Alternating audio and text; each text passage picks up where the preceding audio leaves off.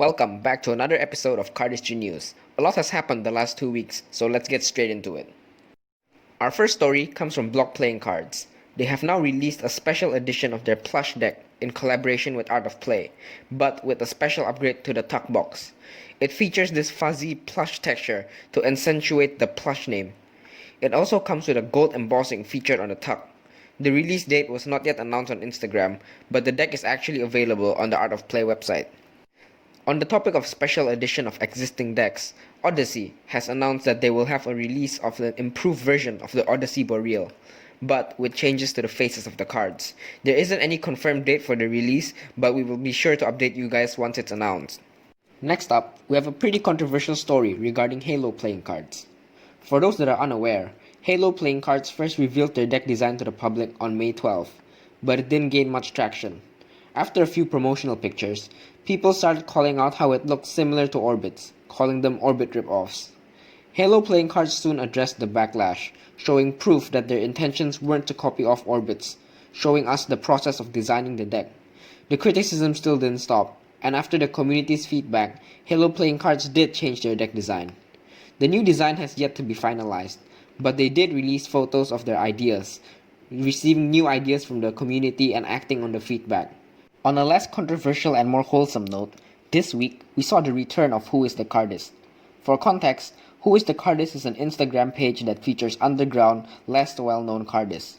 But in late January this year, Who is the Cardist suddenly went silent, which caused many people to worry. But after 4 months of silence, Who is the Cardist announced a return, and has already posted several videos since then.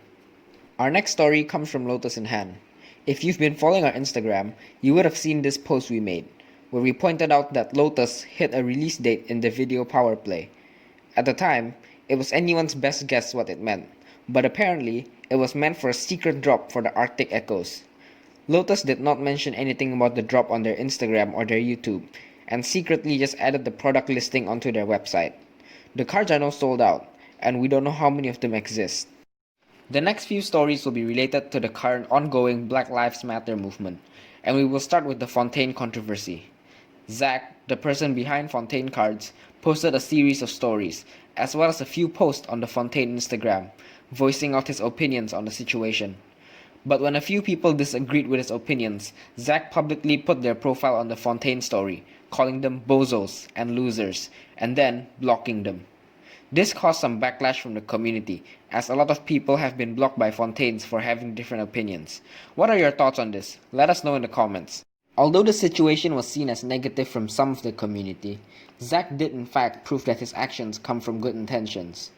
He restocked the chocolate Fontaines, with all the profits going to the Black Lives Matter charity, which Fontaine confirmed to raise over $67,000 from just the first 24 hours. On top of that, Fontaine collaborated with Braindead once again to release a new deck. The new Braindead Fontaines were available for pre-order for 48 hours from the time of the announcement, with each deck being $20. It is important to note that unlike normal Fontaines, these aren't at all limited.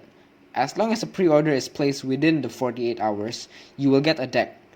100% of these profits will go to the Black Lives Matter movement, so huge respect for Fontaine for contributing to a message that they believe in so passionately.